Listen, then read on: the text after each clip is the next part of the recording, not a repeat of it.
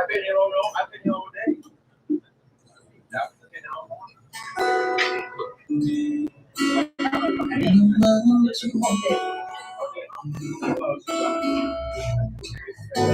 can feel water flow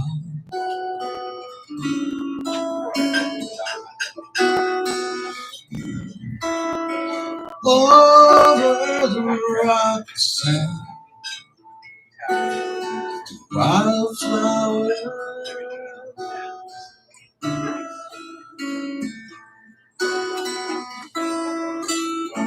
My horizon is all around me.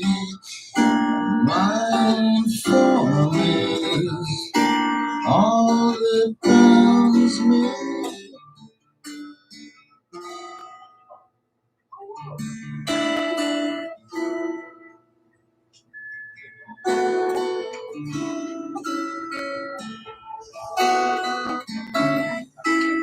As I look down on the home fires,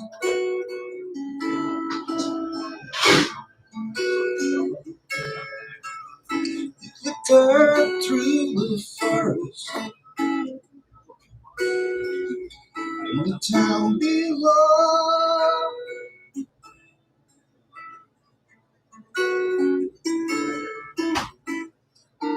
My receptions, all dimensions, transform me. My intentions, I see love differently now.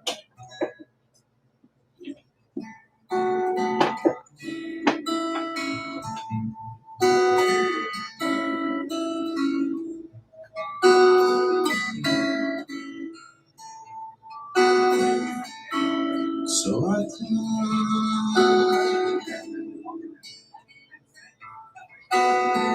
it's a call.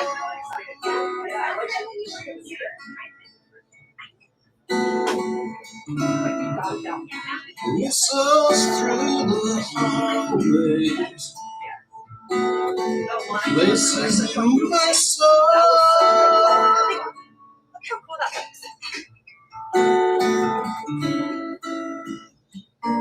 My foundation is cracked within inside. I examine cracks in the heights.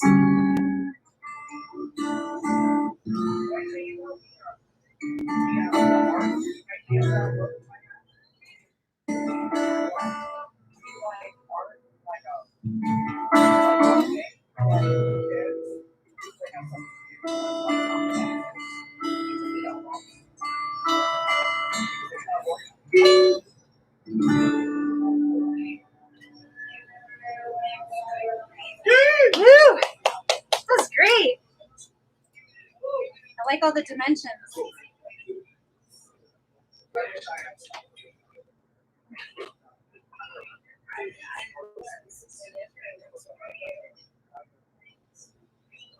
Want me to say your last name? Sure. Well, Yep. yeah, it does. Yeah. SABO. And then yeah, just a single. Okay. Thank you. Cool. Yeah, I'm just gonna draw everybody randomly and Okay. whenever they come up. I think we should open the door so like the music escapes. It might get cold. I don't know. But it could get cold too. I see both sides. Guess we can test it out. See the people vibing now, but we got to come through the door. Hey, Nick, is a little bit of sugar okay? Yeah. Hello. Oh, hi. Ready? Yes. Yes. Hey, you want to say 10 minutes? Is there a charge for the meetup or no? No, we ask for donations, but Okay. you know, it's a free event. Cool. Yeah. Thanks for coming. What's your name? My name's Krystal. I'm Bennett. Good to meet you. This is Steve, my friend. Hi, Ian. Nice to meet you. Yeah, I'm the host. Oh, okay. Are you You know, so what we do is I kind of have like a little intro prepared, and then hat drop like a hat. Final So up, they're one, gonna two, don't say listen, just Oh, is each of them special? yeah, or just tell me. Do you guys want to sign up? Share? I don't really have any experience, as I'm here as kind of his guest. And although I have experience, I don't want to really talk Yeah, about that's it. okay. Not everyone likes your share. Yeah, I don't have anything super profound. I mean, I've been able to Yeah. share their abduction experiences. Totally. Or is it okay to give feedback on what other people share? Or do you not do that? You know, so we've treated it as a like open mic where we just present and then present. So that's it. Okay, yeah. Yeah, That's cool. we haven't done the discussion thing, but I think that we'll see how the flow goes, and if there's someone that has a discussion type presentation, then maybe we'll drop a little something. I think it's a good idea. Like, do you guys ever talk about Stephen Greer? Oh yeah, we have that had, stuff? yeah. We have some, I hope he's coming tonight, I don't know, but we have a local guy that's a survivor, and he has been over there. Oh, really? That's totally interesting. I would love to see that. So I don't know if he's coming tonight. Welcome to Freshy. But I also just did an interview with him, and that will be I need to get mine. You have your own YouTube channel? Oh, really? Okay, I think it's yeah, totally. YouTuber, right? So normally YouTube recommends, Yeah. you watch one and you subscribe to relate to the next. Yeah. Is that your, I'm live streaming it right now. This is on my channel right now. And like we have 2 people watching, but it doesn't start for another 7 or 8 minutes. But I'll tell you my YouTube handle.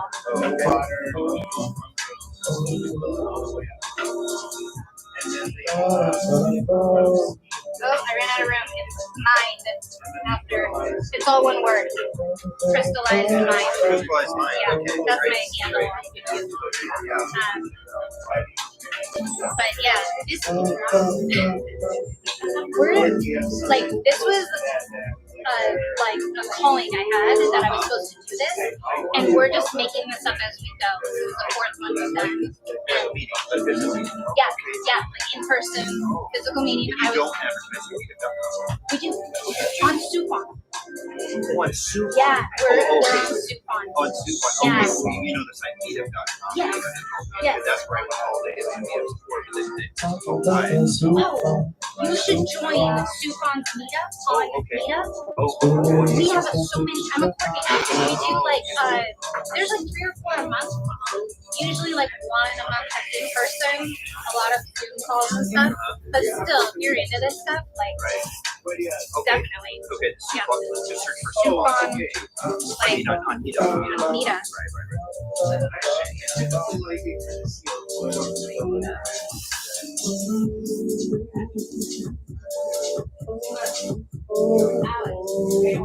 See, Seattle UFO Network.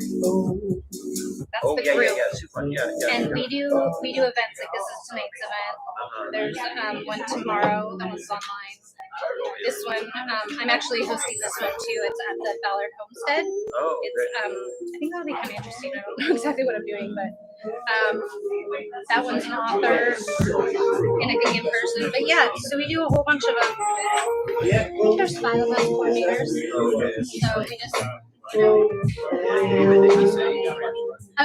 I've been near there, but never on the reach. Oh, Yeah.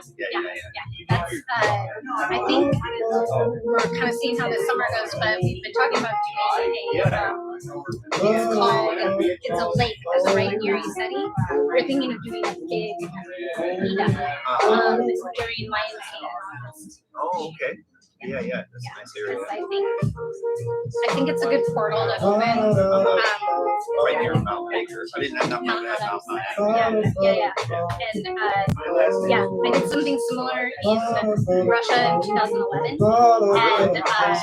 And I just think we're fourth. We need another one, you know. So That's it's like been quite an adventure. it was quite an adventure. Yeah. Yeah. Wow. But I was there are like illuminated beings there, and they were communicating with all of us that went. And like I didn't know anyone in the group, nothing. I just was like, I have to go.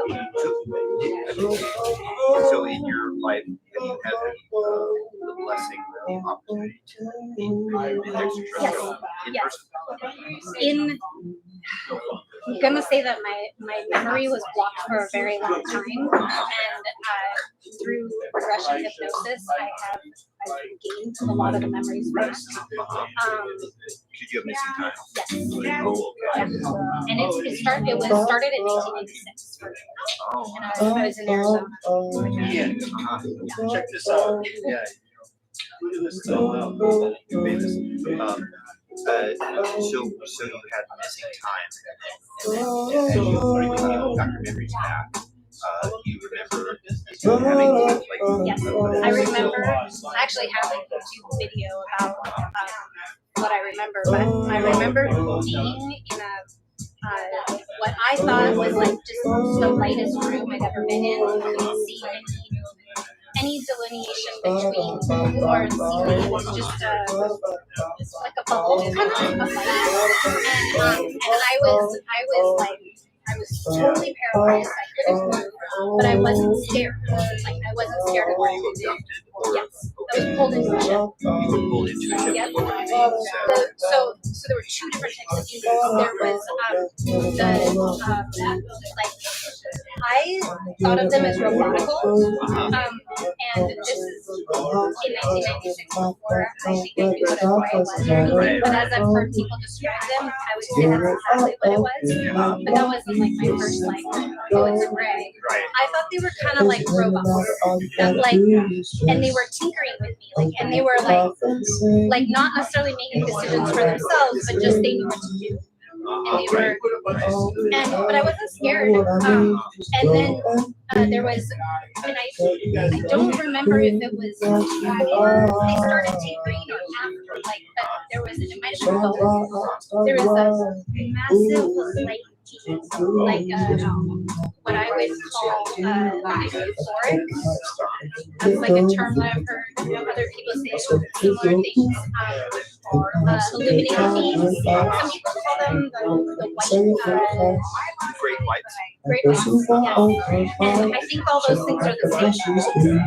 Oh, I see. So they were on the ship Yes. with the other. They were in charge. They like, and it was a woman, and when I looked at her, I started crying because she was so beautiful. Like, just like, I was like, wow, like that's like the most beauty I've ever seen.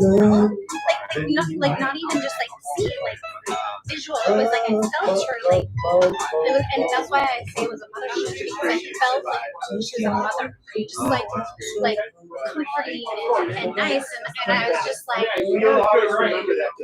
so enamored with that being. And then I think those same beings have called me to different places. Oh yeah. That's awesome.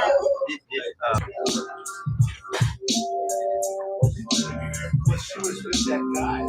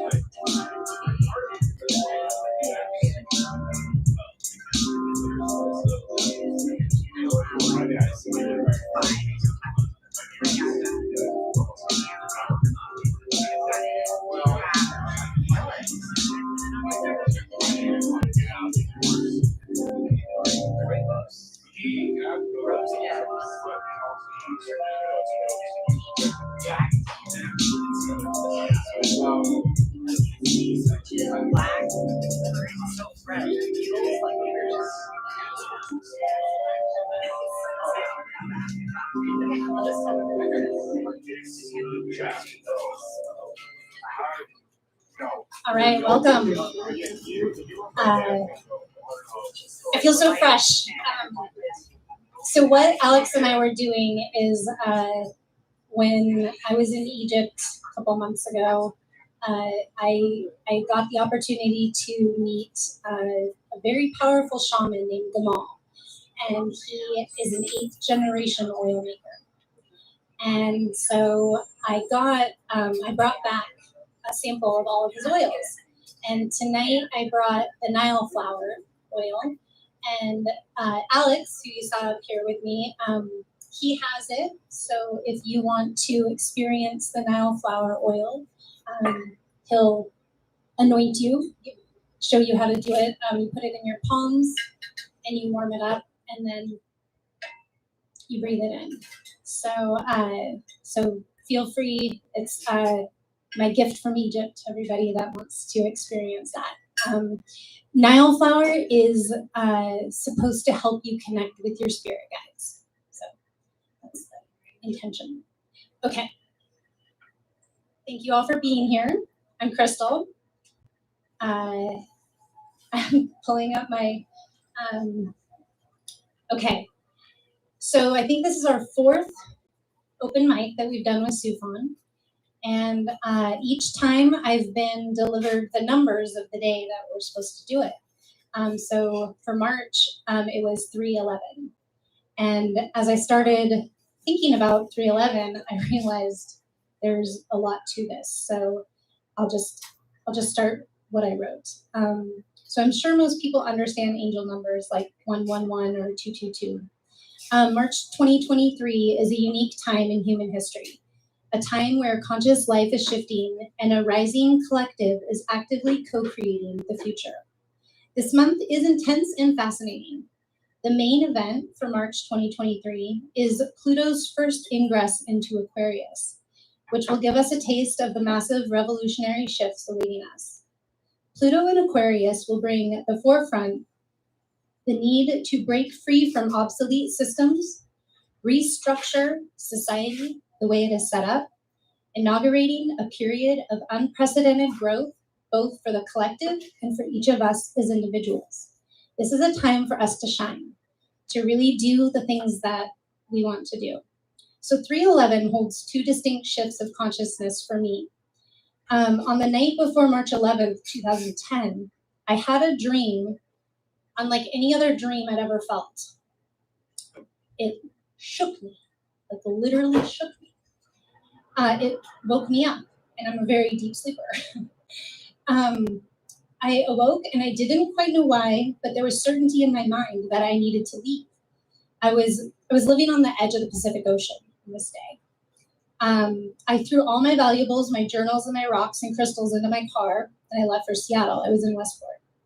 When I awoke in Seattle on 311, I learned of the Great Shake in Japan. And I realized that I needed to trust my intuition.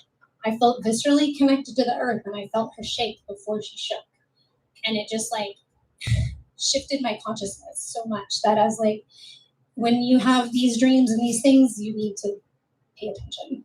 And it was a good wake-up call. So, and that was on 311. And then in 2019, a shaman in Japan and a science fiction writer in Vancouver, BC, and myself, we were on a text thread doing energy work. And we kept saying something was going to happen in March, a global event we could all feel. It was another intuitive shakeup. The shaman in Japan and myself both texted simultaneously the date 3/11/2020.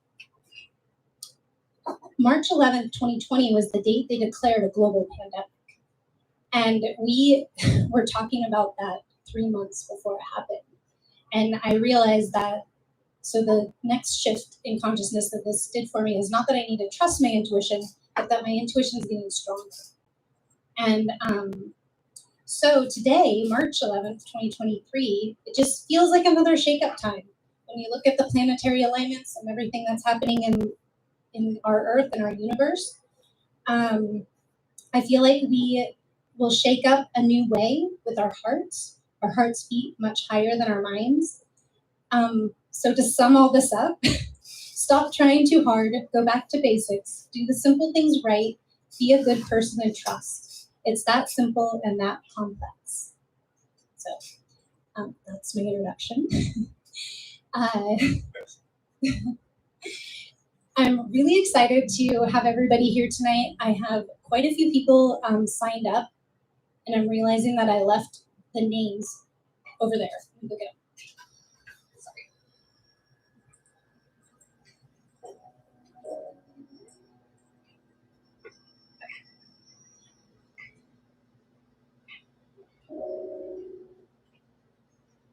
Okay.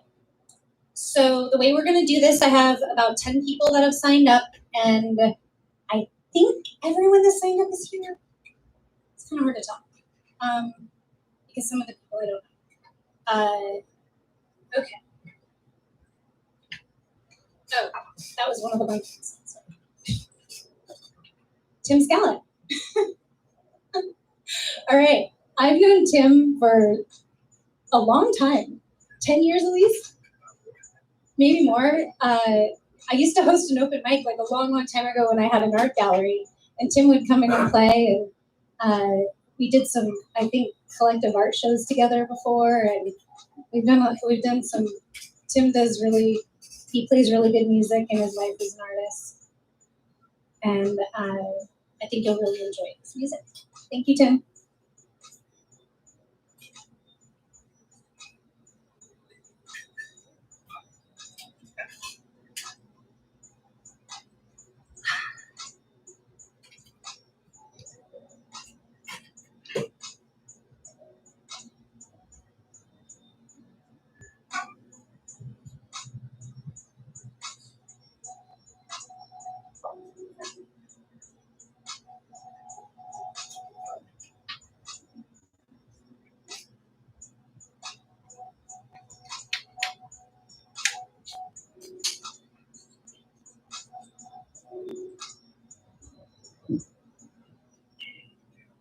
Take a second to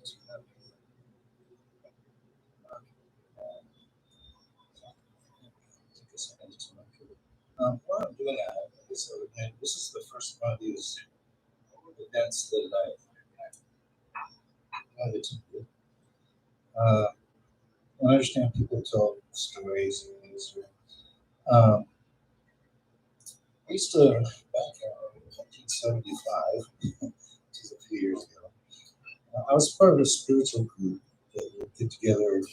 We would read books that were written through inspiration. We would meditate together and things like that. And it was some Capitol Hill. And I distinctly remember this one. We would one of these big 3 stories above the ground plus a basement, 4 stories tops on Capitol Hill. And we would be up in the top floor, looking out a window that looked out over Mont Lake, Husky State, that direction. And I remember it was 3 nights in a row we were up there, and it was a star. It was kind of sunny, it was pretty bright. And I just sat there. Sorry. No, it's all good. 3 days in a row. It was out there. We were studying charging them. something about UFOs and things. And we had our suspicions that one day, the same star that had just been sitting there in motionless for 3 days started turning colors and flew away. His audio. And we didn't have a good explanation about it.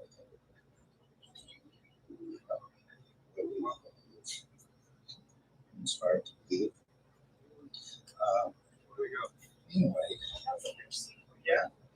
is there a few original songs that There's no one sitting on the and there's cushions.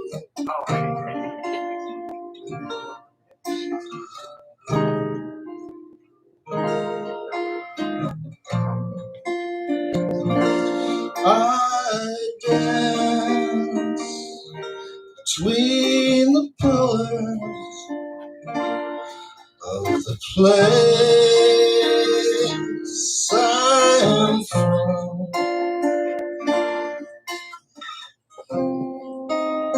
Across the marble floor, my dreams, they are reflected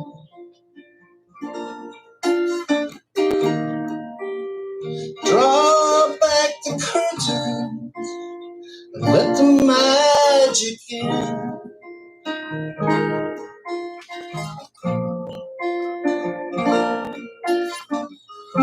And in the silent light, this perfume rising.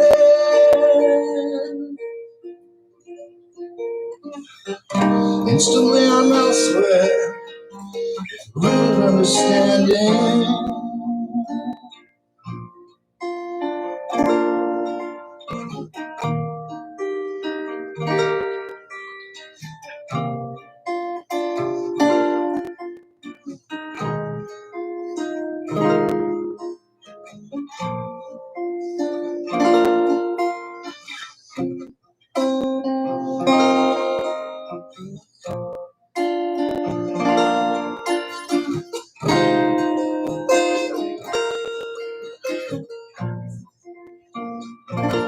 I saw between the pillars and leave the sea with deeper mystery.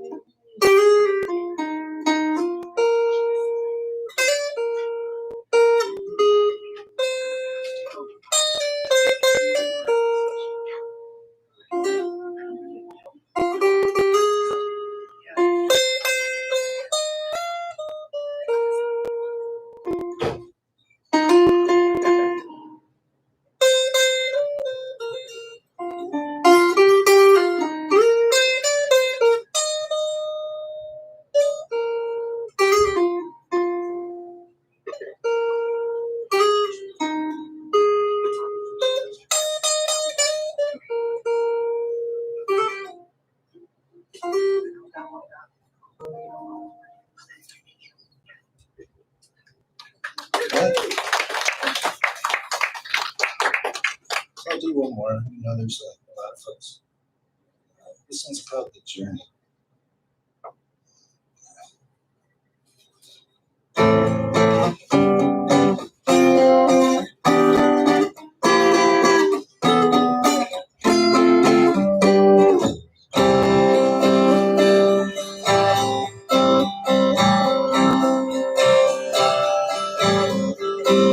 Got to put some things aside for the journey. Got to leave some things behind, 'cause you can't take them there. I know sometimes it seems so hard. I know every fire needs a spark. Open up your mind for the journey. Got to let the stars align. They will take you there. You are the miracle of life. And we have all the power of the light.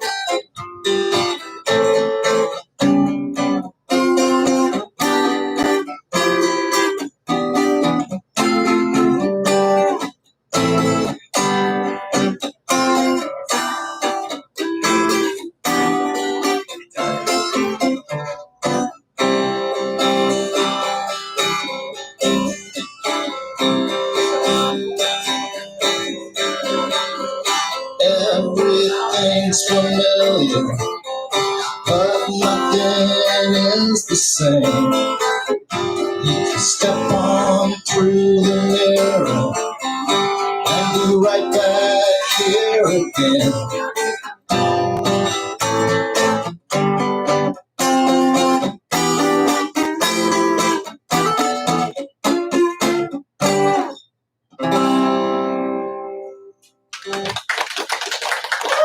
All right.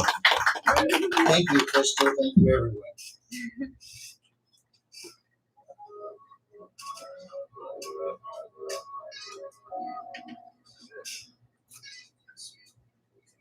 Thank you, Tim.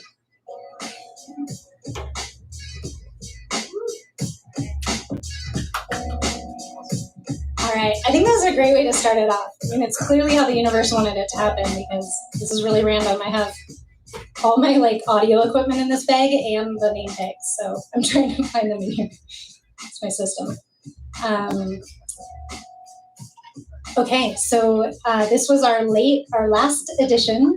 Mike Sable is going to read us a poem. And I have one special new thing that I'm gonna try tonight from a special guest that lives in Phoenix. And when that name is pulled, I will be representing that person. I'm really excited because it's something new I'm trying. All right, are you ready? I'm ready. Okay.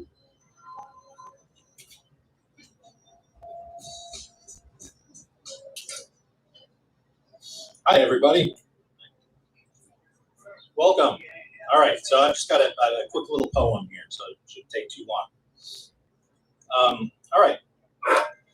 Didn't Terence McKenna warn us that Cygnus X1 was coming, our novelty-seeking singularity of a black hole, postured at the end of time, grinding its axe, proving its point that the medium is the message.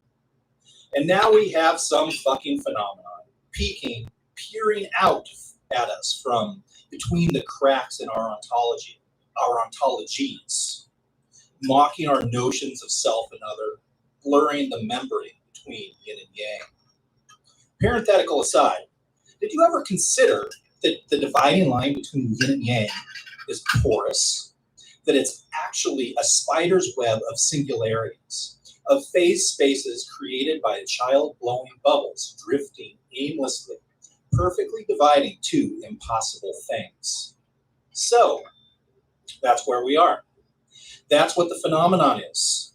The porous boundary, the leaking membrane between electrons and positrons, between the matter and the antimatter, between the selves and the others, between the male and the females, between space and time, between the heart and the head, between hope and fear, just in a giant ball of matter.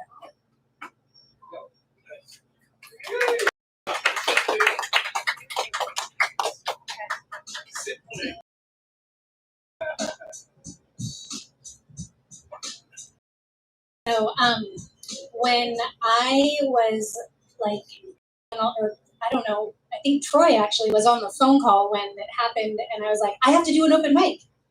It was a SUFON call, and it just popped in my head. I was like, I have to do this open mic, and I'm not supposed to say no, and I'm supposed to record it. And so you'll see that we're kind of multitasking. We're live streaming on Instagram right now and on YouTube. And we'll also have those recordings later for anybody too. So part of my mission is very clear that I'm supposed to record as much as I can. So I just do that. Somebody's coming in. Okay. Oh, I'm so excited. Patricia Lee. Patricia.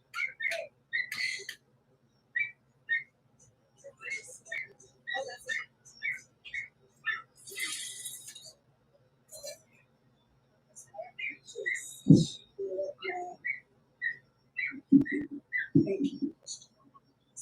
Good to see you too.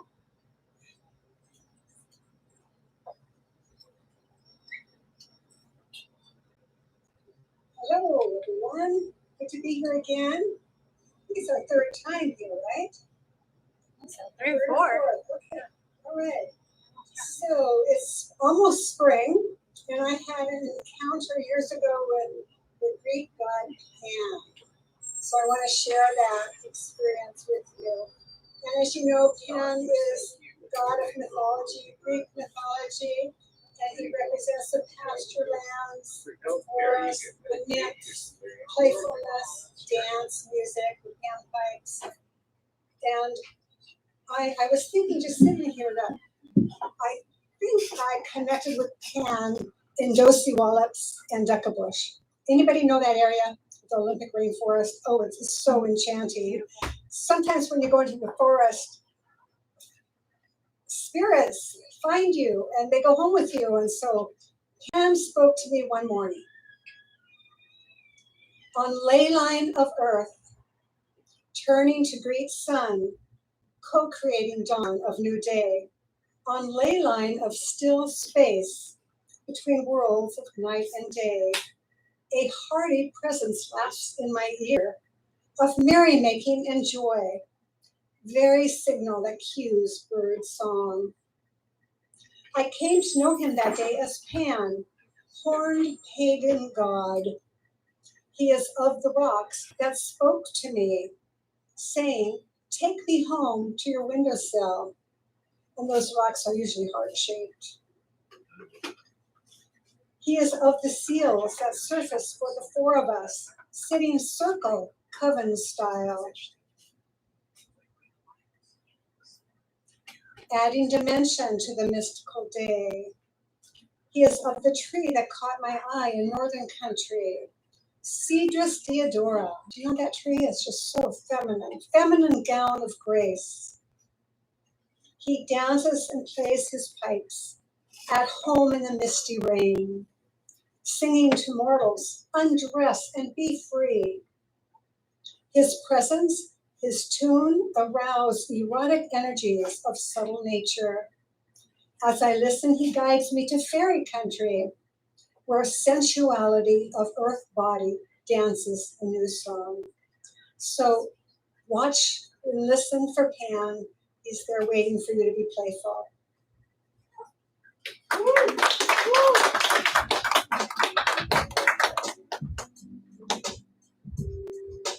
Thank you, Patricia. That was awesome. Let's see here. Okay. Let's see who the next person is. Oh, Zoltar. Okay, so this was my special surprise. I need to grab my phone. Hold on.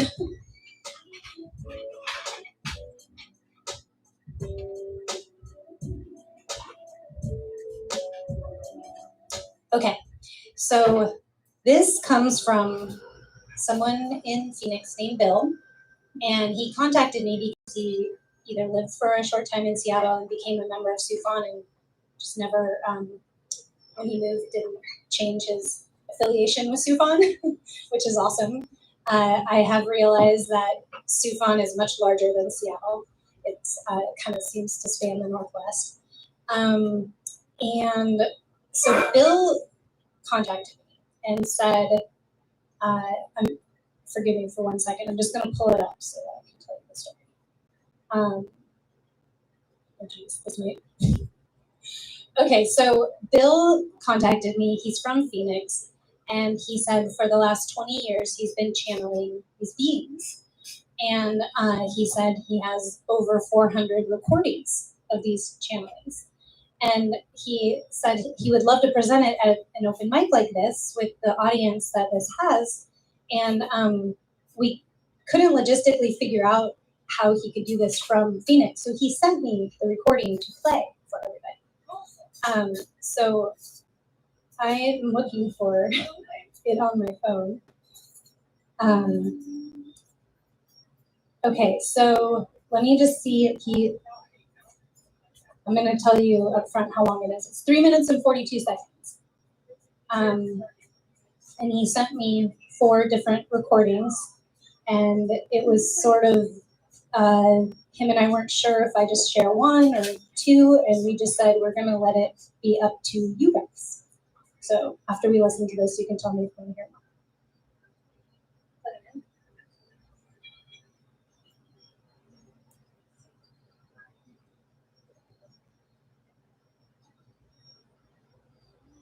On something kind of involved, if that's okay.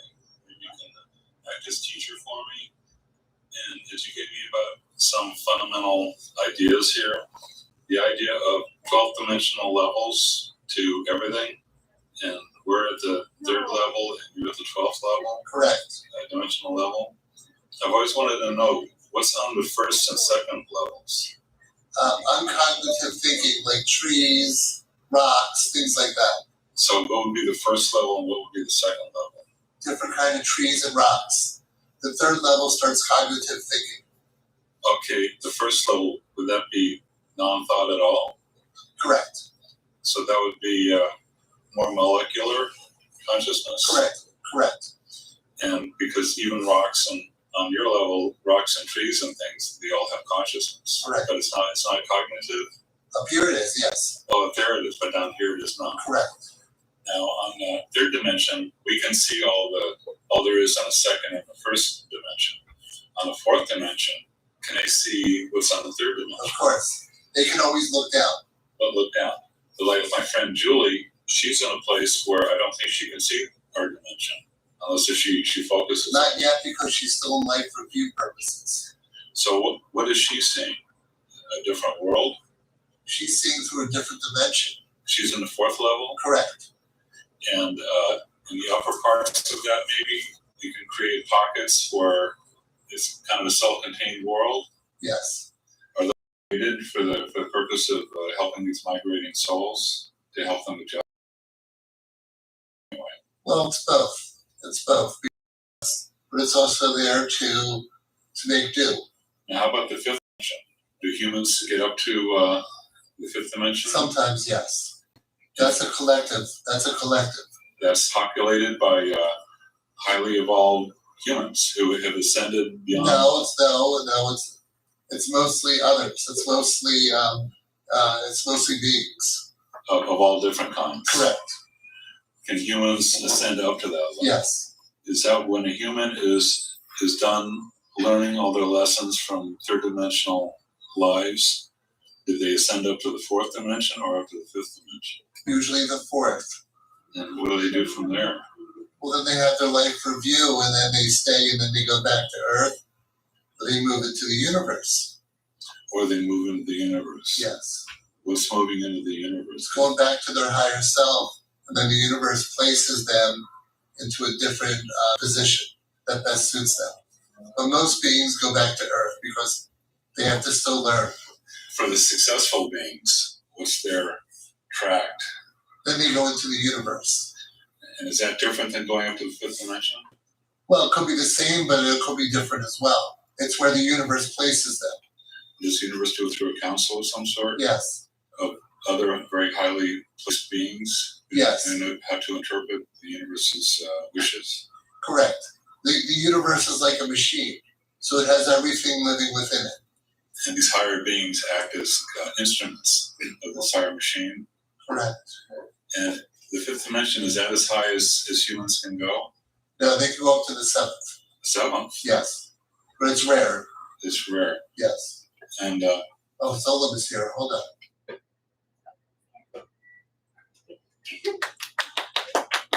Okay.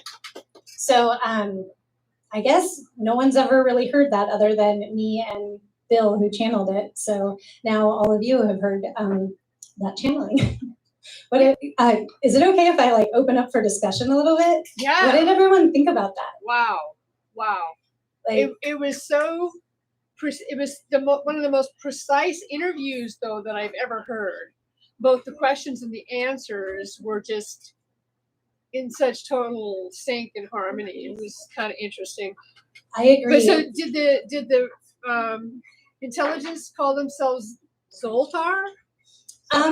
So I'm a little confused because Bill has done this over the last 20 years, and he has talked to many different beings, and a lot of them have different names for him, and he has different names for them.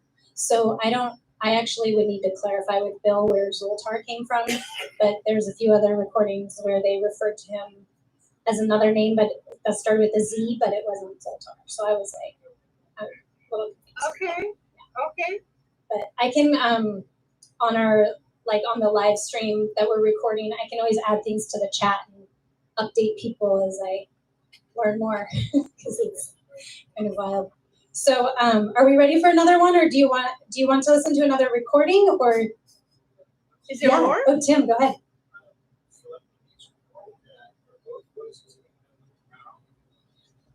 No, the way I understand it is somehow he came into contact with this blue light. It's like a box of some sort with blue light. And he said that it serves as sort of like a wormhole to the different dimensions and different planets and different places, and it's very random where this blue light will end up. But he just introduces himself and says, "Hi, I'm from Earth. Like, do you want to chat?" And then they will say yes or no. And he said he hasn't encountered not good entities too, and he'll just like stop the call. But so it's not all like positive. There was only one person in the room. And I think the other voice is coming out of the blue light, is how I understand it. Or the box, or whatever that thing is. He has called it a blue light and he's called it a box. So.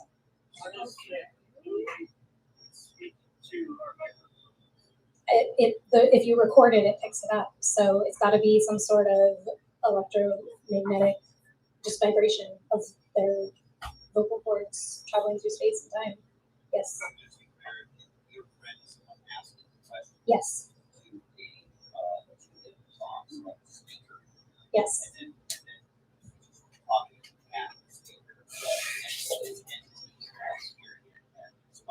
Yes. Yes. Because all of them have like, it's like the box has the same voice. So even when he's talking to like if it's, I think even a female, it sounds like a male voice. So it's kind of confusing. I mean, I just encountered these about a month or so ago, and I've been kind of trying to, in my own mind, make sense of it really, because it is pretty, I think intuitively I had known 12 dimensions that seemed like I already knew when I heard it, but like you were saying, the very perfect description of each one and like how succinct it was just like, oh yeah, seems logical. Seems. So the other interviews that you have, there he's talking about the same entity. No, it's always different. Different entity, the same box. Yes. The same speaker system. Yeah, the same communication device. Communication device. Yeah. That is a piece of technology. No, I don't think. I think he acquired this in some unknown way. Okay, so it's he didn't. Off-world device. I think it's probably from off planet, or it's some technology from our government that is government only knowledge. Because I mean, we do have capabilities of technology that far surpass what we as consumers have. So it could be something like that they've been testing, but I don't know how he acquired it. Okay, I can do another one.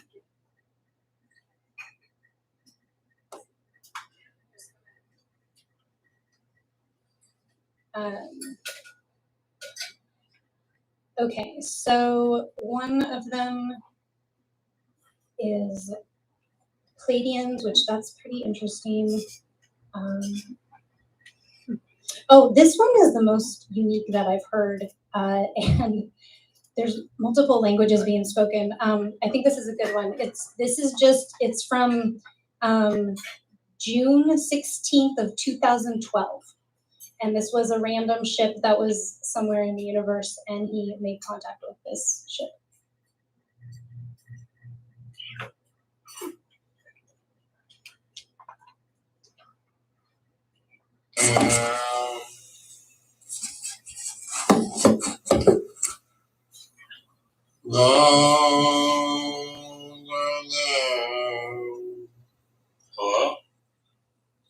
Hello? Can you hear me? What? Hello? What?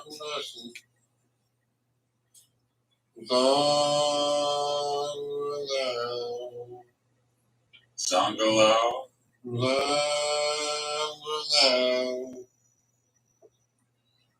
Are you in a ship?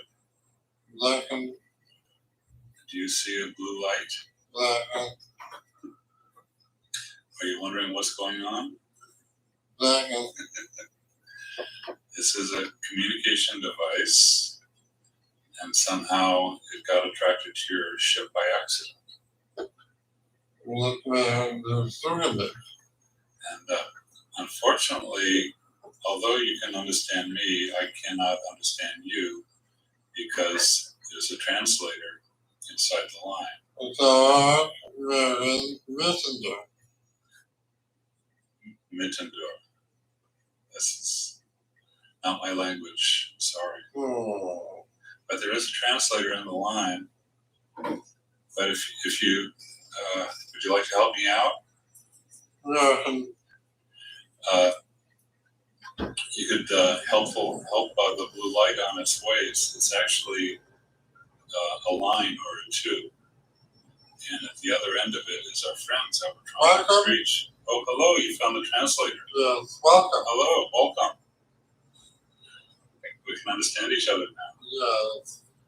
So I am the American messenger. I'm Zoe. That's very simplistic. One syllable, I know. Easy to remember. Are you a lower life form? I guess I am, yes. For now, anyway. I'm Speaker designation, please. I'm on Earth. Oh. Do you know Earth? Yes, lower life form. Yes, but I am derived from a seventh dimensional.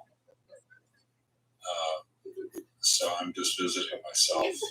Oh. But our friends in the line, you may notice that the line is of an energy that you've never encountered before. Correct. Still base energy that contains antimatter. It's also alive. If you say so. I wish I could give you the name, but I forgot. But it's created by 12th dimensional beings, our friends, in another universe, if you could believe that. And we use it to communicate back and forth. Yeah, I feel your greetings. Would you like to energies? Yes. Like this?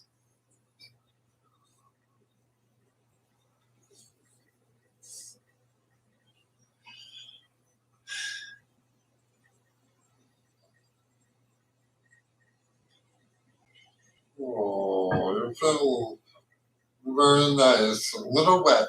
Thank you. A little wet. Thank you. I wish I could feel like you can, but I can't. Would you like to feel nanopropes? Oh, maybe I better not.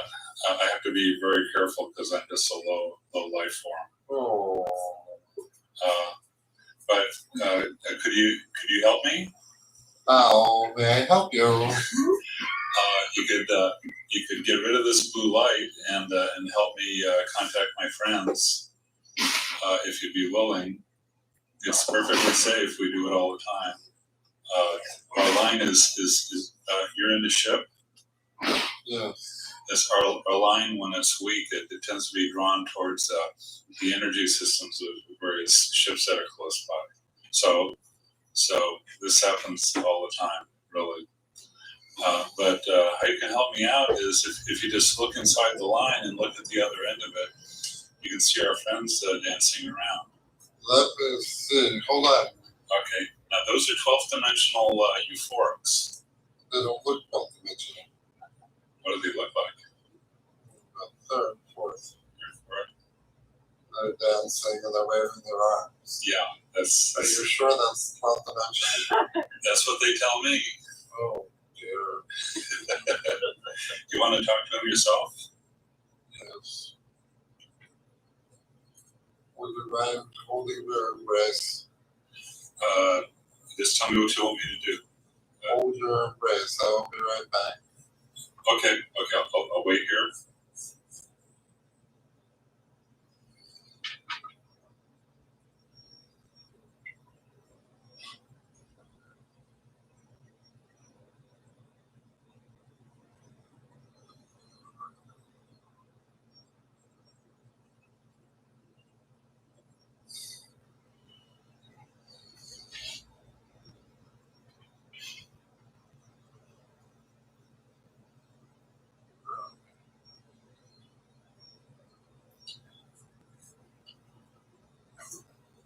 Keep the line. Don't lose it.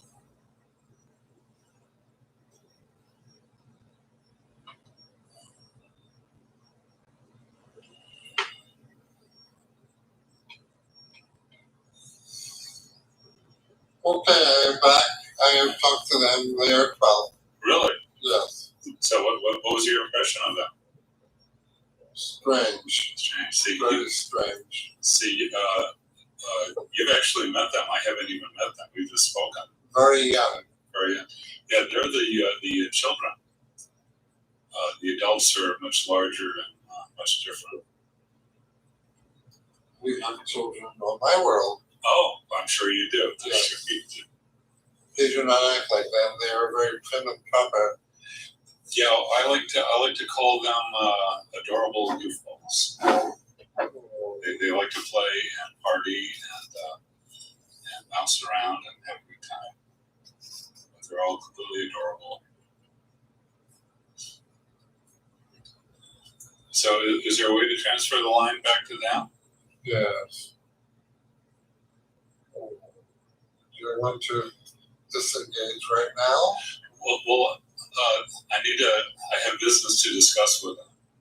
Okay, bye-bye. It's been wonderful meeting you. You too.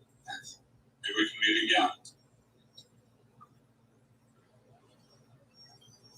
I'm sending you to the designation field. Okay. 11233691. 11233691. Yes. Designation field 11233691. Bye bye. Bye bye. Thank you.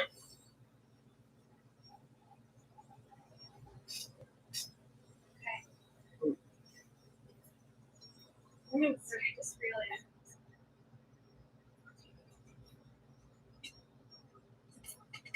It's a lot to take in. I just realized he said 1123, and that's today. It's 31123. So it's kind of interesting. Those numbers coordinated with our date. The universe works in magical ways. Okay, so our next one is. Did anyone want to discuss that at all? This is a lot to take in. I have to say that was quick. Universe at the beginning, it sounded very easily, but then it was pretty clearer. Yeah, I think the translation and all of that is like, it's like a technology they're working through, and so they're figuring out how to use it. But his voice stayed the same, even when he's speaking differently. It is. I agree. Any other? Okay, I don't mean to be negative, guys, but like when you hear Bashir speak the channel or Abraham or Ra,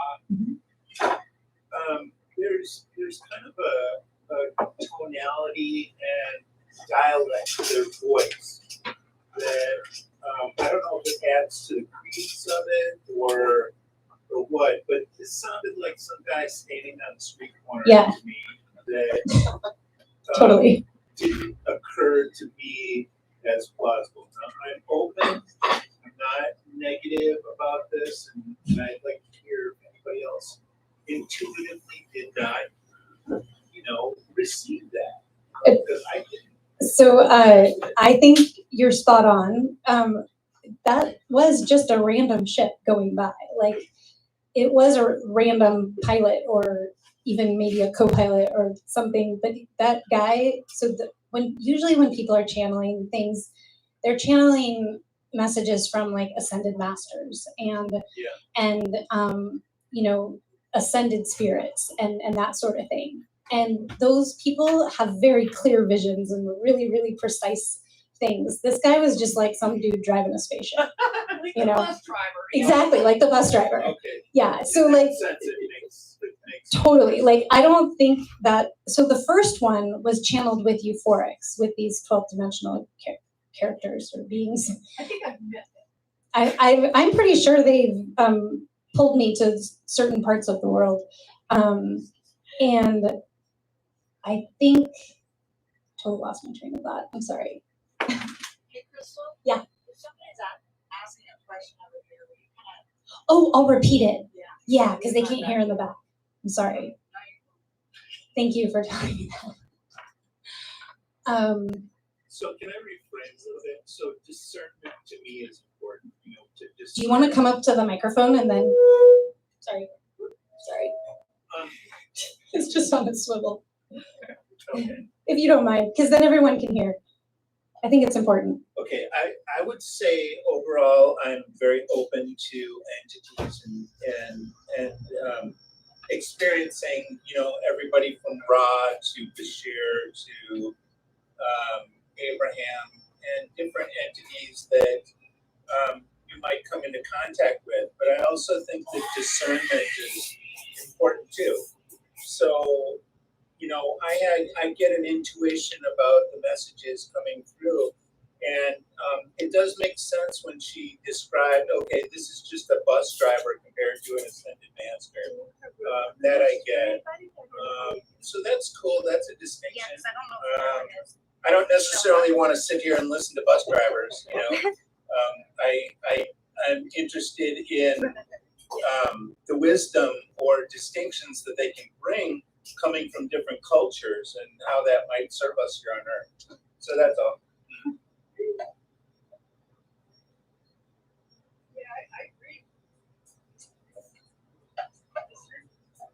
I totally agree. I think this was a random sampling of things and It's cool. I mean, and it's thank you for that. no, totally. I just wanna speak my truth. I appreciate it because it's a really good point to make because you know they were just kind of bullshitting, you know, they're just like tossing it around. I can't really speak for channeling, but psychic phenomenon, the range of entities historically is really wide. Yeah. Some of them are serious, it's a heart attack, and some of them are quite mischievous. Totally. So for you guys in the back, Rebecca is saying that, you know, entities psychically or any dimensional, interdimensionally are very wide and vast. So, you know, we're all here, you know, together, each experiencing different levels of dimensions and different, you know, we all have different spirit guides, we all have different things. But I think the most important thing is that we're like open to having conversations. Like I love how you said that because it is really important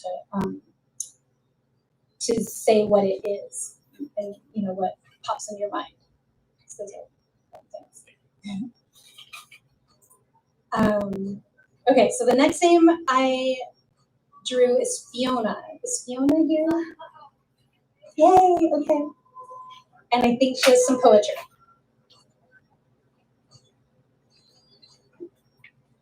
Hi, everybody, Earthlings, fellow humans, hybrids, ETs, anybody and everybody, even animals, if we had any furry people here. I just wanted to share really quickly about, well, the feeling I have as someone who believes that they are a hybrid. You know, people kind of laugh at that at times and poke fun of it, but I think it's completely real, and I actually strongly feel that that's who I am. So that's where I'm coming from when I'm on here tonight. And yeah, so poetry is earthbound, not at home, a visitor from afar, lost but not lost, wandering along the ways, earth, just a visiting location, not for long, not too short, but to experience the human experience. And thank you. That was it. It was just a real quick one.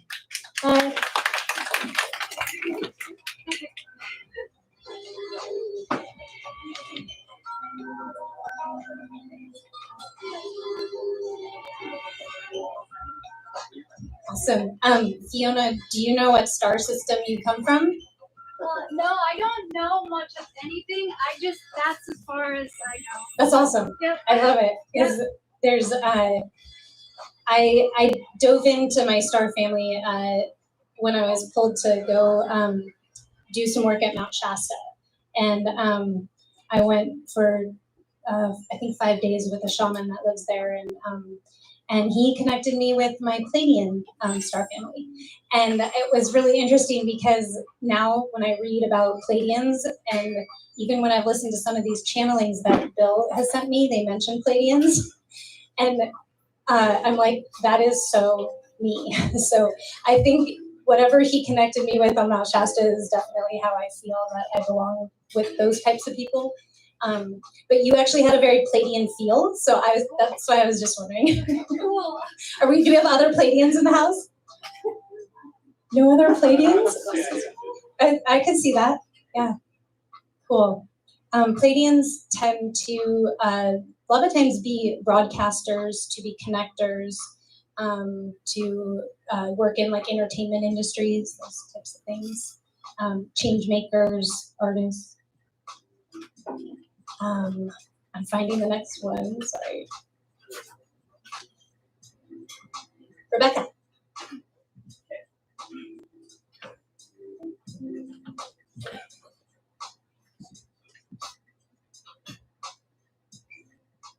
Hi, my name's Rebecca. I didn't prepare anything, so this is off the cuff, just off the wall. But I just felt inspired to talk about psychic phenomenon. It's something that just seems to not get discussed enough, and there's a huge taboo on every levels of society to not talk about it. I guess I'm feeling inspired because I'm in the middle of, I'm almost done with reading a book about Edgar Cayce, who was a really famous American psychic and really widely documented, which is also astounding. But he's not the only one. And when you read this book, it talks about even earlier ones. There is a river. I can give you the author and stuff. Step away. But so I do recommend the book. Yeah. So psychic phenomenon is something that seems like separate, but it totally ties in with the UFO field as well. So a lot of times the people that have reported they encounter entities. I don't know if they're extraterrestrial or interdimensional or what theory is out there, but one of the common threads is there seems to be this mental telepathy that happens, which I think is a phenomenal thing. The closest I think I consciously experienced that was in a dream. It was very real, and in the dream, it was just a matter of me like walking side by side with somebody across the room. And as we were walking, we were talking, and the whole thing was mental. We didn't speak a lot, but I remembered that dream. And it was like, it just seemed so natural, and it was like I was talking about it with somebody, and they said, "Yeah, that's how it happens." Okay, that's pretty cool. So that's like a form of mental telepathy, but there's also precognition and clairvoyant, all these words, that describe the phenomenon. Some people, it works with different channels in their body.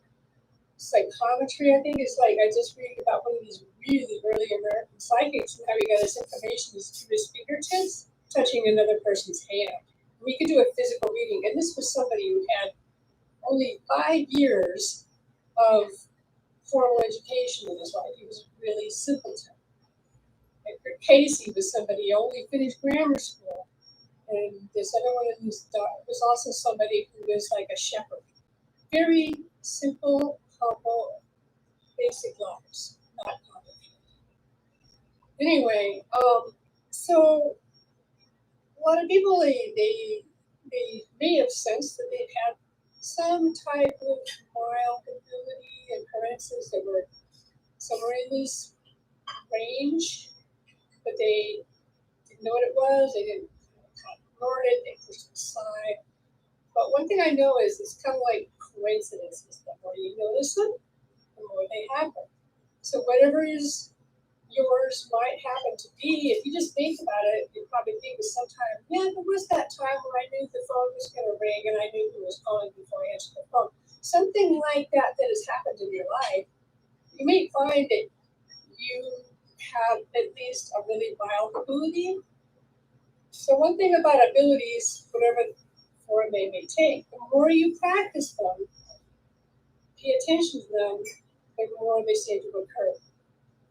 Or you're just noticing them more. Not sure, but either way, if it's something you want to develop and cultivate, I think it's really good to do that personally, and as the human species in general, because we actually all have these abilities in some form, and often just don't realize it. I think that this is part of the next stage of development for the human species, is the development of our mental capacities. Now, there's a lot of opposition in society as general. It kind of borderline political because the people that stand to benefit the highest from the society often are depending on secrecy. Okay, so if everybody has the ability to pull out information they couldn't otherwise obtain or read a person's mind or something, there'd be no secrets between us. We'd all know if a person was being truthful or not truthful. And if you're Christian, you could say that, God is the God of truth and love. And the dark forces follow more lies and deceit. So you can discern who to have in your life. Okay, so that's all. Back to green, so it's okay.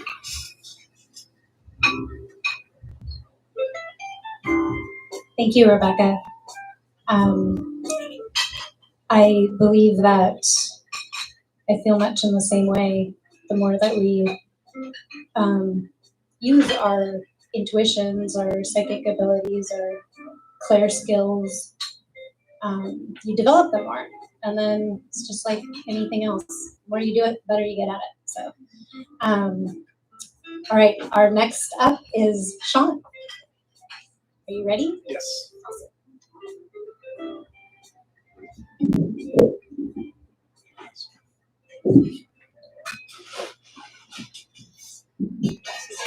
Thank you.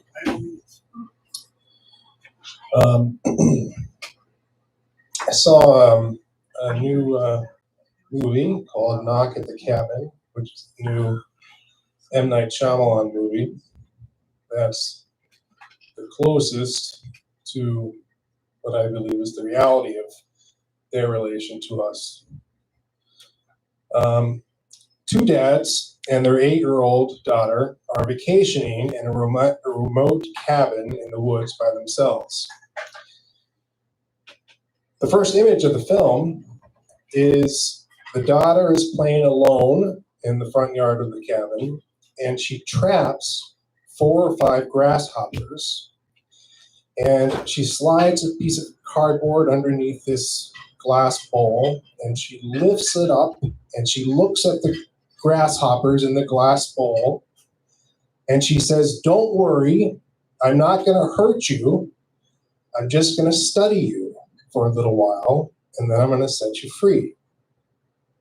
Then 4 strangers approach the cabin and explain to the family that an entity told them to tell the family in this cabin on that day that one of the parents has to kill the other parent, or everyone in the world, except for the family of 3, everyone will die.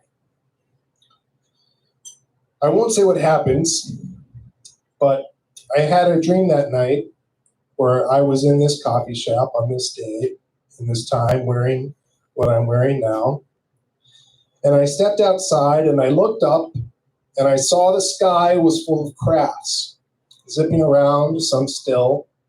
So many that they looked like a pile of ants crawling over one another just to get a peek at us. And then the glass was put back over me, and I saw nothing. Then Sean was going through a breakup. I wrote a poem in the dream, woke up, and I wrote the poem down. Tell me we be 1B, 3B said. My name 1A, not 1B, said 1A to 2A regarding 3B. 2A and 3B went to 2 movies that day. Behind their seats, Freebie Weeby there secretly watched 1A. So it's me for 3B, said 818 1A. Well, I'm redefining myself with a new name. 4B82BB EEES 8C question mark. Why, said 2A, will there be 3 BBs? Well, said 1A, I don't really know. Huh, said 2A, and then left 1A for 3B for the coast. 4B82BBEEES 8C question mark collapsed to the ground and screamed to the sky, why, sky god, why? Why did 2A leave me for 3B? And out of the clouds, God decided to say, hey, because you are not complete, like a fish with no shark, which is why your new name ends with a big question mark. Consider yourself lucky because now you know there is no reason 3B, 2A left for the coast. The voice disappeared. 4B82BBEES 8C question mark was alone, wandered through days like an earth with no sun to revolve, miserable, finding God, yes, but no real resolve. I want to get back. All I have to do is say what I'm saying now. You walk outside and you look up, and to me, what I understand is that it's a joke to them. They're packed in the sky like Atlantic City. They're packed in, not able to interfere, but they're making their bets. I had to say the 4BB code 3 times in a rhyme on a live taping in front of at least 10 people, and then admit to deliberately saying it like I'm saying it now, all on purpose just to get back home. Because one of those thousands of ships in the sky is what you might call my family. My family's watching me, they're waiting for me to say the key to come back home. And I'm happy for this. I'm tired of being human. I'm tired of children. I'm tired of bad movies. I'm tired of dreams being the most interesting part of my day. I had to say this code live in this coffee shop on this day at this time, so that tomorrow when I wake up, I'll be home, my real home. I do feel bad for Sean the failed playwright, Sean the father, Sean the husband. Tomorrow the glass will be lifted for Sean, and I'll be gone, but he will continue on for the rest of his life, and will sound crazy to whoever will listen to him tell the story of when an alien took over his body for 3 years. He'll sound crazy, except to everybody in this room. And I'm sure he'll be back.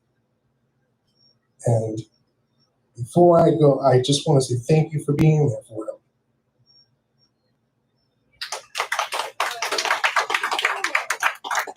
Sean, you're awesome.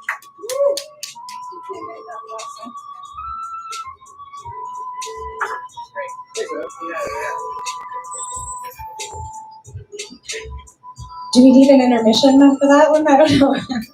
I have 3 more people. I have 3 more. All right, I'll pick the next one.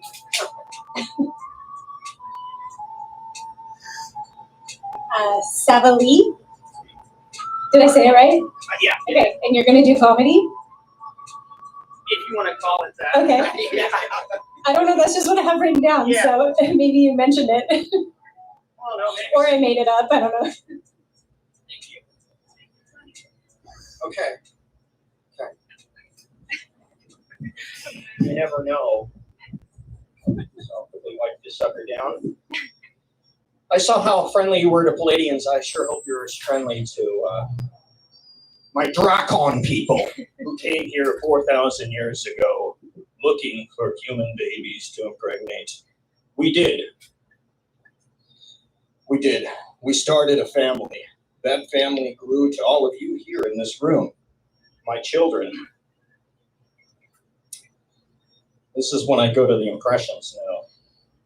Somebody said do it funny, so I told them this is a comedy. I'm not used to doing big shows like this. I mean, we've got maybe 20 people in this room, and that's way more than what I'm used to. I perform in front of maybe 2 or 3 house cats behind a store, but this time I'm performing in front of 15 Palladians, 2 Rochnil, and 2 Deeples. You know what I'm talking about.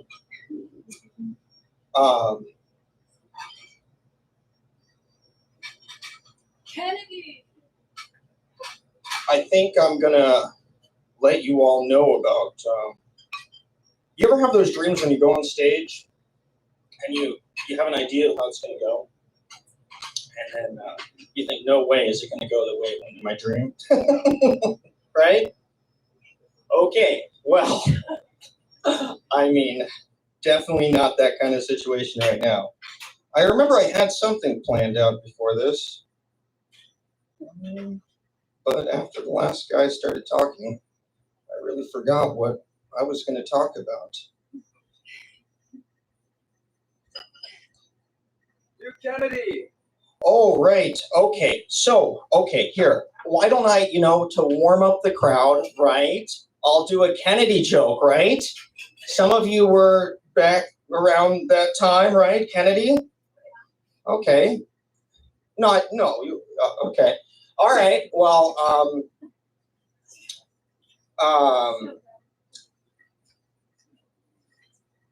I don't quite, I think it's the alien energy that threw me off.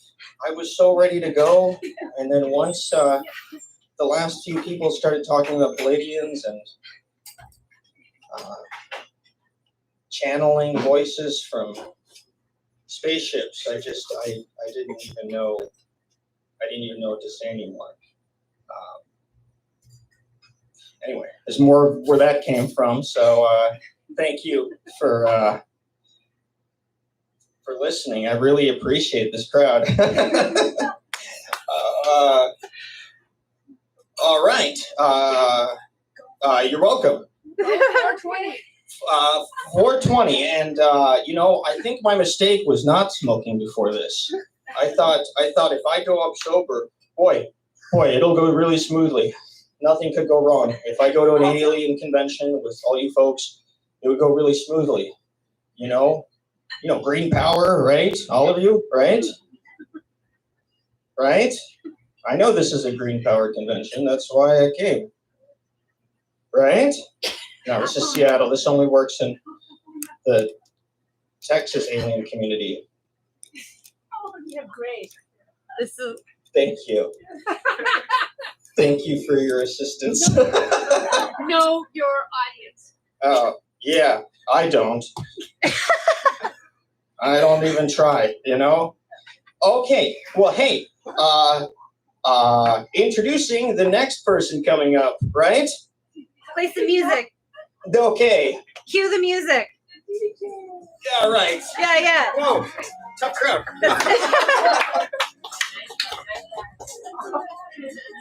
Well, that's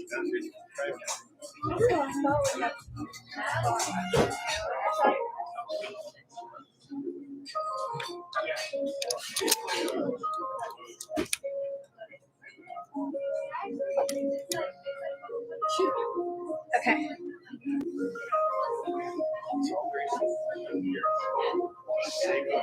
Okay. Sorry, there's like technical things going on behind the scene. I'm trying to keep the recordings going and I had to change batteries. But Savali, I thought that was hilarious. I actually got a lot of entertainment. I tried stand up one time and I think Chip was there and yes, and I was terrible. It was like, I don't know what happened. I thought I had this like thing in my head that I was gonna say, and I just got up there, and all of a sudden I was like, so like one time I just couldn't even think of any of the things that I had in my head. So I completely identify with what just happened, and I think you're funny. The next person is in here somewhere. Jeez. Oh yes, it is. Katya, poetry, storytelling, and music. Is Katya here? No? Okay. She signed up a while ago, so maybe she forgot. She left after Maya. We chased her out.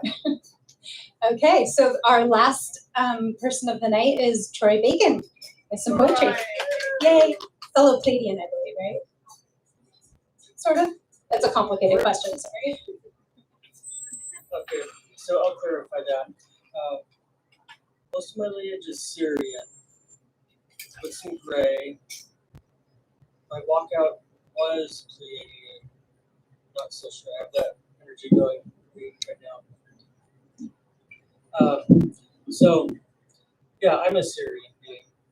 My soul is, and I'm a walk-in from Sirius, and I'll be writing about that and my long story pretty soon, and maybe even book out next year. See how that goes.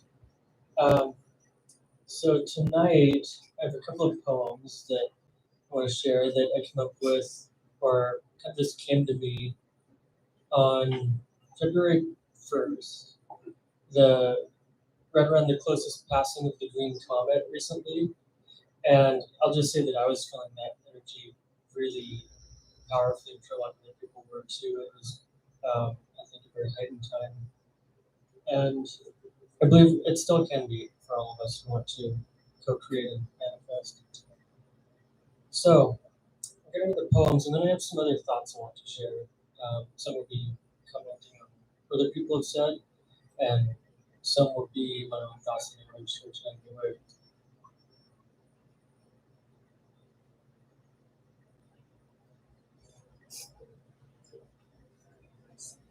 First poem is just titled The Green Comet. I have a different title for it, but it says, a fragment from primordial creation. I have passed through many worlds.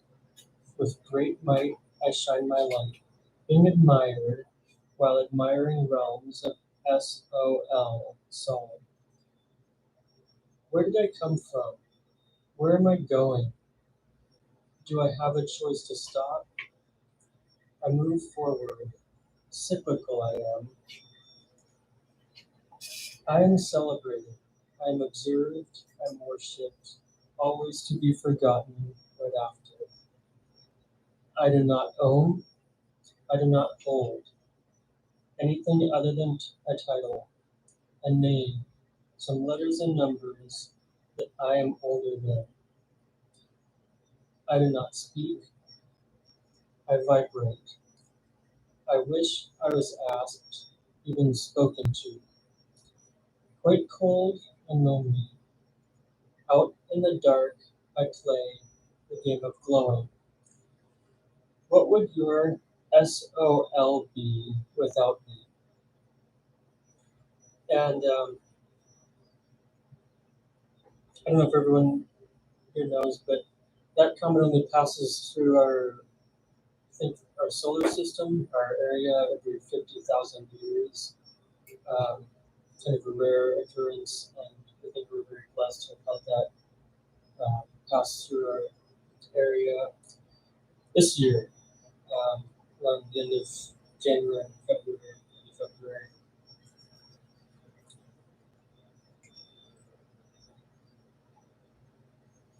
Okay, this is a fun one. And I think all other starseeds and star travelers will enjoy this. This poem is called Ode to a Star Traveler. A spark, a fractal, a rainbow light, from the DS, bright source, worldly travels across the YO universe, journeys beyond the SOULER field, solar field. My home away from home reminds me of a utopian paradise. A dog that barks under the cold span of winter lights. From body to body I go, embarking on missions set far ahead of the time. Beatings, bruising, and back, I weave a cocoon, feels like goo inside. I hear you, I see you, I feel you. I create the coulds in which my playing with creation is enough to live. Authentic play, I vibrate myself, I bring myself to the table. People play their worst cards. They tell me I am supposed to step. They tell me I'm supposed to step around all the shoulds, but I prefer to dance between the dark and the light, and with magical beams and rainbows and meadows in the woods. All of the above is experienced from within. No need to leave or go anywhere else, for I am within. A YO unified matrix of fractalized love and light. I am home now.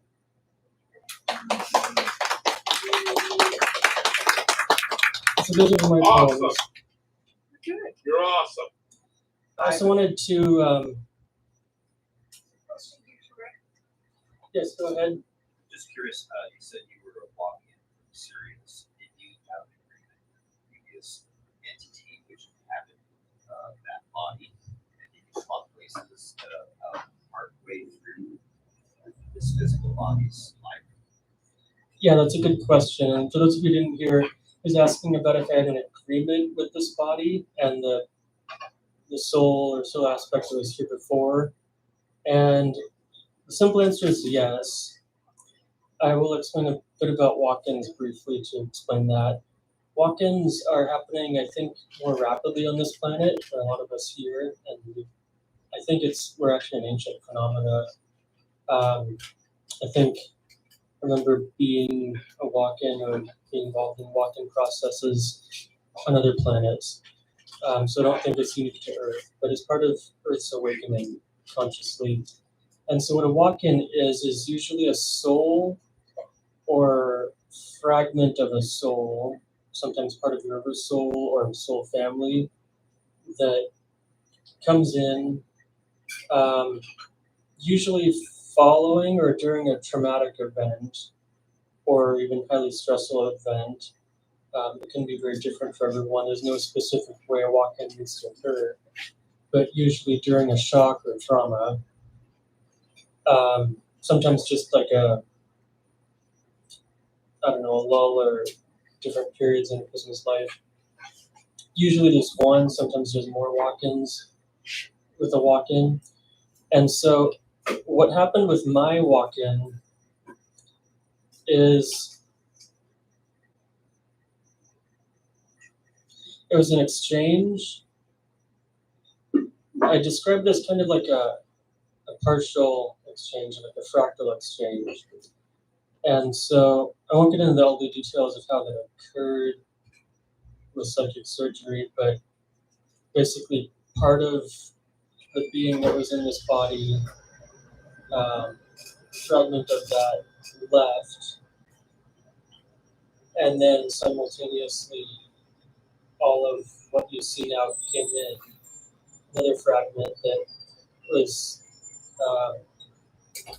at that time living in a body of color, a gray alien or Isaiah, and then the fragment that left, that I called walkout, went to that body. As there is an integration period for both of us, still connected with that gray entity, part of me.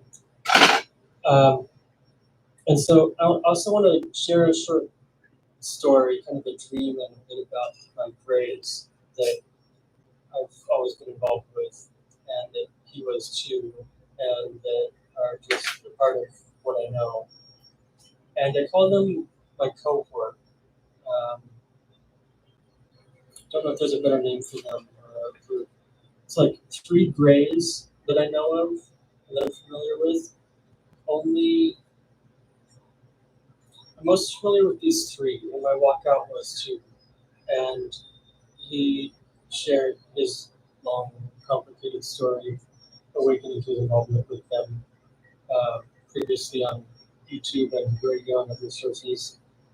And I've been talking about my story too here and there over different types of media. I'll be writing a book about all of this, but basically, this body has never been a stranger to contact, but it took until my 20s in this body, several years ago, to fully witness that and accept that. And so the dream that I want to share, I'll get into that. I had a dream recently. It's just standing on a kind of a high up wooden balcony somewhere. It was like not a house, but part of a building where I was working. I don't think I've actually been there before in this life if it exists. But I was high up on a balcony overlooking a lake, and this other person was with me. We were looking down on a lake, and this gigantic, light gray colored alien being came down and landed on the water. And then we were looking at that. We also noticed 3 small heads in the water that, upon a closer look, were obviously gray alien heads, but not quite like the grays that I normally see in media. In the dream, they looked very cute and cherubic looking, and happy and nice looking. I think they were representative of my gray cohort, the other 3 that I'm familiar with. And so, what happened in the dream is we're watching them kind of swim through the lake, except I've never seen or heard of grays doing this before, but it looked like they were telepathically pushing themselves through the water. And then when I turned around to get my phone to get a picture of them, I knew in the dream this would happen, essentially, that they would probably change or disappear. And indeed, when I turned around, they did change fully into humans with hair, and were swimming normally through the water, and met another human on a dock across on the other side. And this human started giving them names, and then they dispersed, and I guess they had jobs or something to do in society to blend in with us. And then in the dream, I was working at that building indoors, not like very special work, mostly cleaning and stuff. So then I ended up having close contact with these people, these humans that were the grays. They didn't talk. They were very awkward.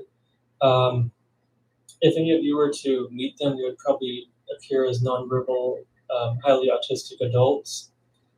And they were just standing there watching me. And so I think that's yet another confirmation dream from me of one of the recent visitations. Just they're always watching me, I think. They're always in the background and connected with me, but I have dreams sometimes of them checking in. So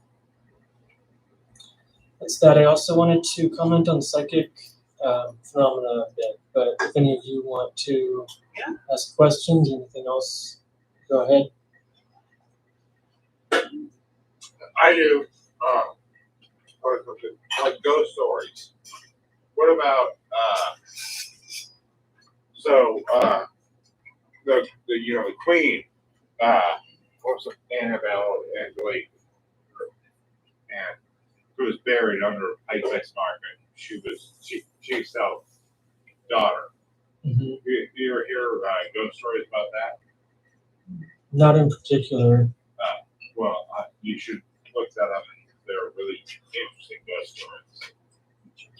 But that I don't mean absolutely, but you should really look into that because Seattle has history of ghosts. I'm aware of that. Yeah. So, Try when you talk about doing energy work with the Earth, he might be onto something because I know my place work with some really interesting energy, and yeah. it might do some healing. I'm sure it does. There's so many places that do. Probably work with that area if I'm called to it. Yeah. That's another thing I've gotten into this. I guess the best word for this geomancy, psychic work with the earth and the earth. Most of it has been remote so far, but kind of etherically and energetically connecting with spaces. And what I've learned is not going to places to force any spirits out or do what I want to anybody else, but have to get to know the spirits and what they want. I respect that. And also I work with the devas of the land, higher spirits to determine what is appropriate. It's all about respect. Always respect. You never hear from Mm-hmm. You're on. Sorry. Thank you. I don't mean to be Yeah. like that heckler, but yeah. One other thing I want to share is that I believe that we are the spirits, of course. There's no separation between us and God or us and the spirit world. We are the spirit world. We're here and they're here. And yes, they're people. I think of them as people. I like that. Yeah, that's a good point. You got a great point. One comment I wanted to make in particular that I've been planning is talk about the disclosure field, disclosure stuff going on. I'm very selective with the news that I keep up with and that I hear and that I like to get involved with. But I've heard talk about false flag invasion operations that are mostly just a play. For me, even before the walk-in, like over the past several years at least, I haven't needed disclosure, not media disclosure, and not government disclosure, because I've already been disclosed upon. I am the disclosure, we are the disclosure. And after I had irrefutable proof of my contact, that was disclosure enough for me. I don't need disclosure of who's flying around, what's out there, and if anything is real, because I know what is real in my circles and my experience. And so, yeah, we are the disclosure. For any of you who doubt that anything's out there, anybody who's following the government or media, even if they say yes, it doesn't change your mind, does it? It has never changed my mind if they would come out and say yes.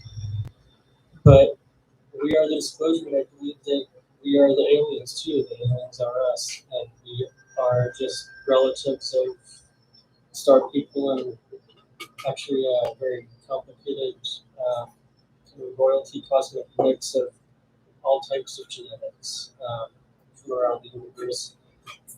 Human, not only gray, but also mantis, reptilian, probably aquafarian and amphibian, and many other types around the universe. And so we're not just humans on Earth, we are them. And this is all about us. And we are the conscious awakening too. Even if we have contact with them directly or not, we are it. And we are with them there. That all of this is it. Thank you. You're really awesome. Thank you so much, Troy. Troy Bacon is also one of the SUFON coordinators, along with myself and Carol and Mary Kennedy. Carol, I'm blanking on her last name. Williams, thank you. Oh my gosh. I just know she's Carol with an E. We talk to each other on email a lot. But thank you, Troy. I know that you put a lot of work into your messages, and I know that everything that you said is extremely heartfelt. And so we have one last story. It's a story, right? Yeah. Okay. So Peter Lucas over here does our sound, and thank you to Peter, because none of this could happen if he wasn't here, because I just had the idea, but I don't know how to do this. So thank you so much. I really appreciate you. And every time I've heard you tell a story, it's always been great. So I'm sure this is going to be awesome.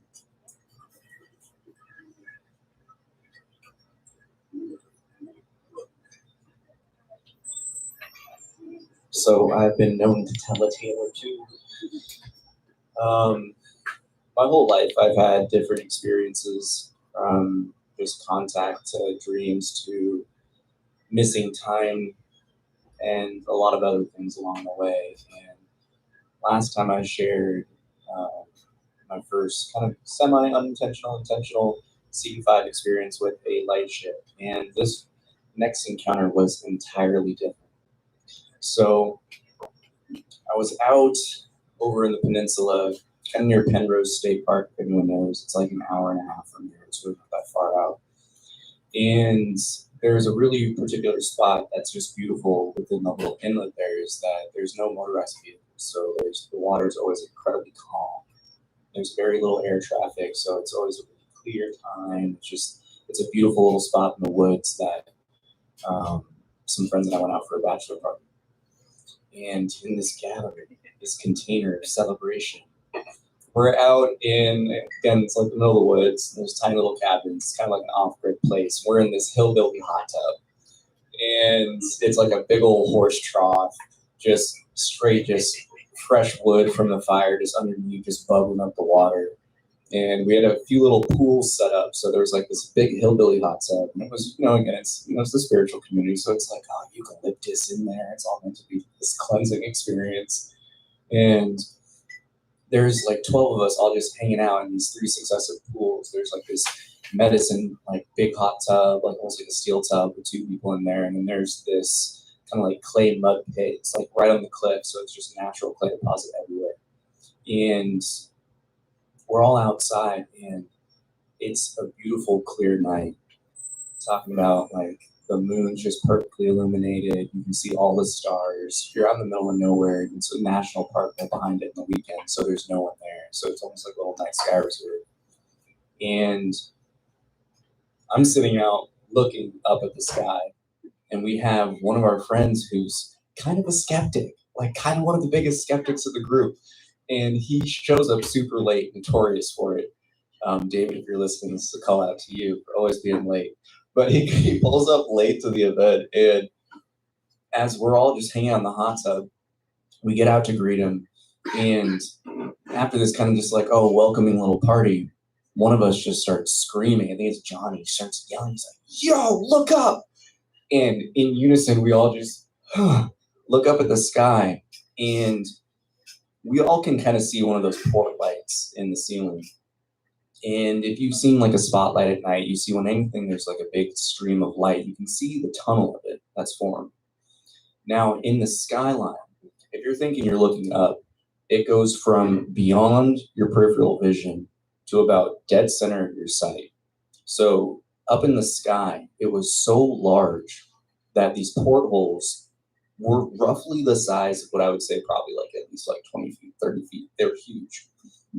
But the thing about the craft that was really interesting is that it's this long cylindrical like tube, essentially. You can see that it has curvature because of the way like the moonlight was kind of hitting on it. And this is the thing where for me, I see this as, who knows if it's space program or not, but it's something that I see as more human made, because the energetic experiences that I've had in the past have always been very heartfelt. So for me, this instantly felt very different.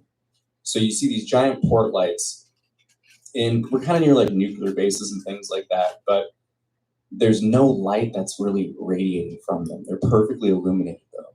And then as my eye just kind of tracks the vehicle, it's darker than the night sky, like underneath it. So that was like the first thing that was very interesting. And it's moving silently, yet incredibly quick across the skyline. This entire experience was probably like maybe 13 seconds. We're all just sitting there, just like jaw dropped, just watching it. A few of us are just screaming. Some first experiences, so they're kind of freaking out. So they're just sitting there just like shaking. And you see this craft just going across the skyline, and then it gets kind of towards this tree, and just like a little magic trick, just vanishes. You watch the end of it just go, and essentially it's just like almost, you've seen the magic trick with the pencil, where it just vanishes behind the hand. It literally just, for again, 11 seconds, you can just see it leaving. We were looking past seeing where it went. And after this experience, again, you have like the kind of first initial settling. You have some shock. But the one thing that we were all able to really decipher when we were breaking this down is that it was moving faster than anything we've seen in the sky. It was darker than the night sky. The light that it was illuminating in certain spots wasn't projecting down at all, but it was incredibly bright, brighter than the moon. And the fact that it just, when you think something goes across the skyline, you see it disappear. The fact that it just like magic trick behind a tree left me and others saying that that was a destined contact for those of us that were skeptics in the group. And the rest of the evening was really just trying to help a few of them kind of figure it out. But the one thing that was the moment of assimilation or acceptance for a lot of them was probably 15 minutes after this happened, some people kind of gotten quiet. You hear this little motorized plane from across the water start to sail our way. You could hear it, and it was so loud in the night sky, and the fact that that large craft was moving, that large of a vehicle across the sky silently, was the moment of physics that kind of like connected for some people that this was technology that we didn't have. I mean, and the fact that it vanished, I don't know how you don't just like accept things after that, but there was something that appeared in the sky, and just as quick as it came, it was gone. And that was the experience this summer in my state.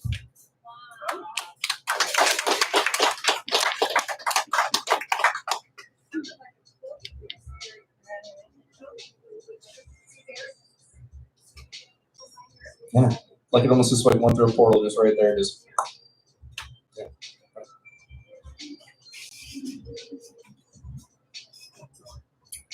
Sounds like it kind of just dipped into a wormhole, yes. Okay, so that was Peter was our last entertainment. I want to tell everybody how much gratitude I have for you spending time tonight and listening to all of these stories.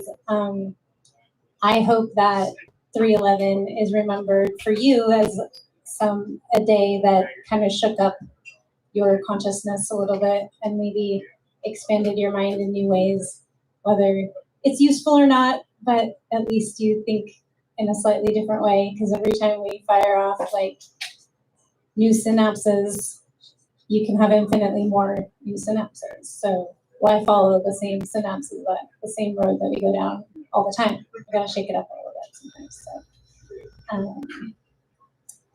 my new book that I'm working on, that I hope will be done by the next open mic, is called Melt the Freeze.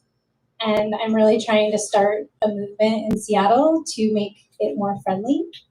And so I'm just gonna say, when you go outside tomorrow, like just smile at somebody or say hi, just the opposite of what Seattle Freeze does, and just like Yes. So like, Please. or do it like, you know, when you leave here and just, I don't know. So it starts small and it's, you know, kind of silly, but at the same time, I'm from Seattle and I'm sick of the Seattle freeze. I just think I am it's, too. Yes. so Yes. that's my message for this 311. Smelt the freeze. It's everything. I think it's energetic. I think, you know, we live in a really powerful, energetic place on this planet, and the energy has been swirling in one way for a long time.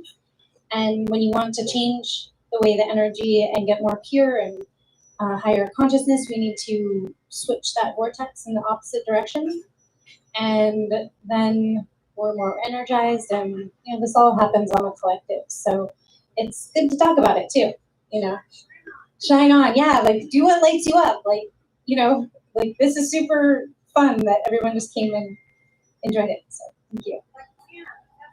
Yeah, have some fun, for real. Tim, do you want to play any more music?